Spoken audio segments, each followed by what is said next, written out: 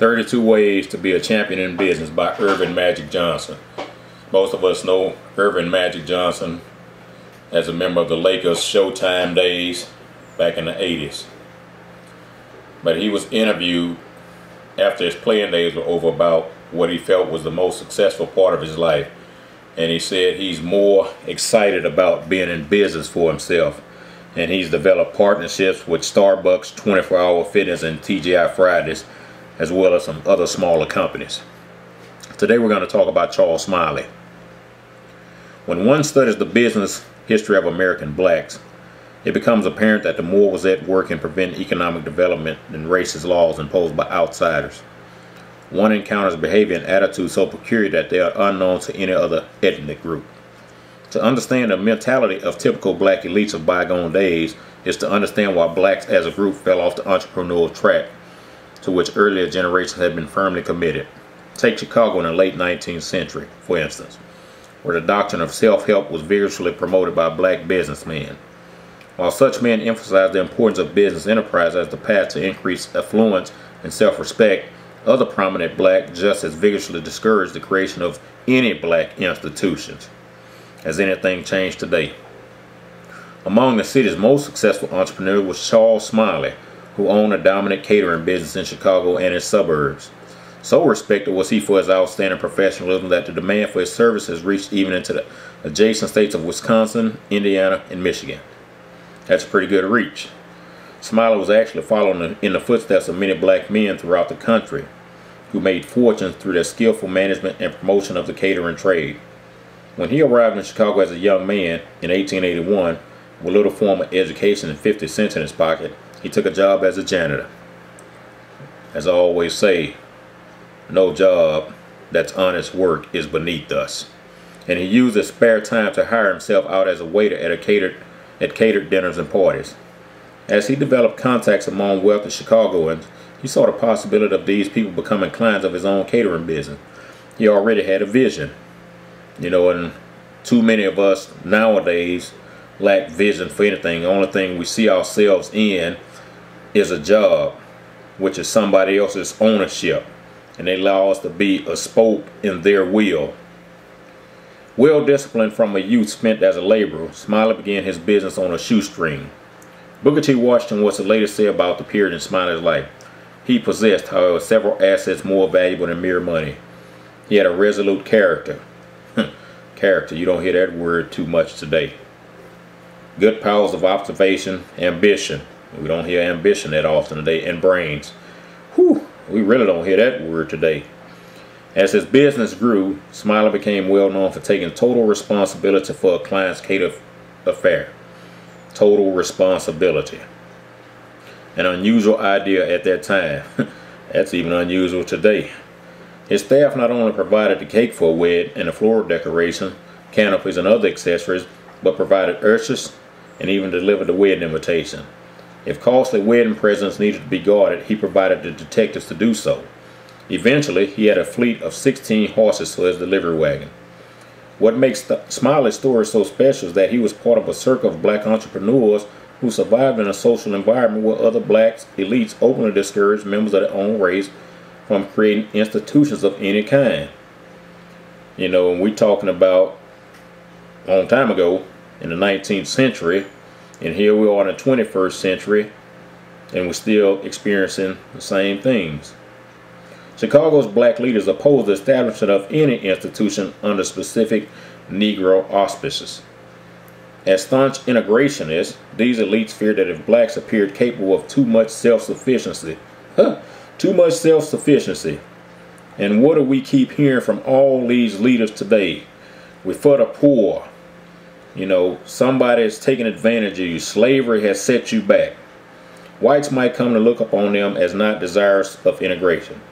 Prominent blacks not only crusaded against the establishment of black organizations, but worked to undermine those who dared go against the grain. For such enterprising behavior, they believed, sent the wrong signals to whites and might work against integration with them.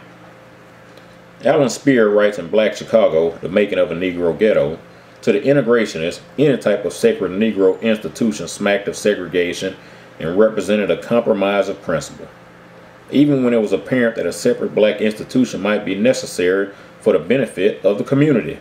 These elites fought against those who dared to attempt to create it.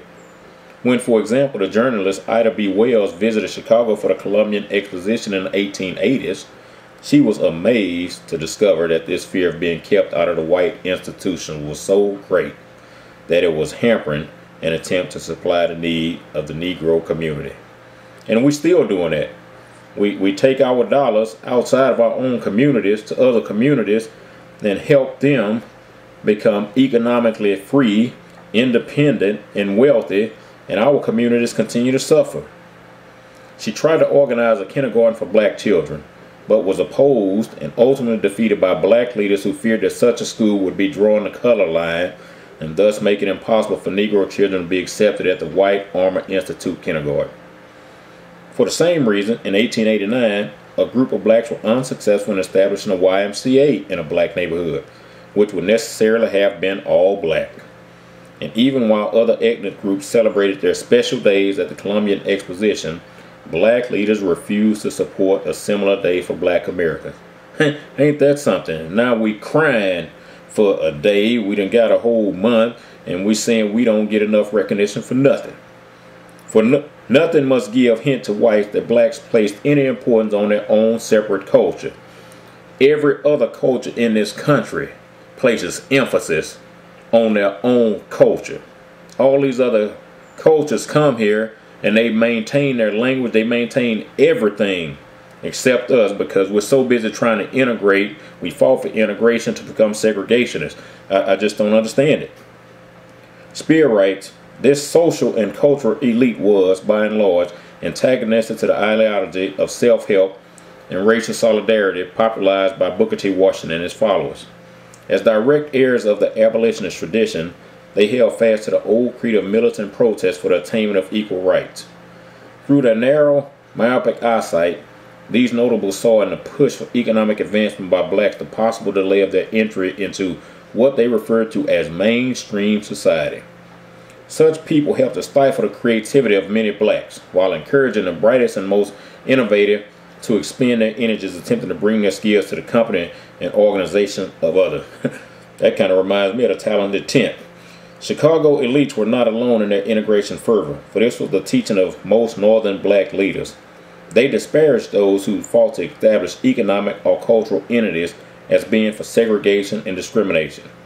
It is a charge of the separatists that was constantly heard against Booker T. Washington and the Tuskegee leaders, whose mission was to encourage blacks to create business, and acquire land to achieve prosperity.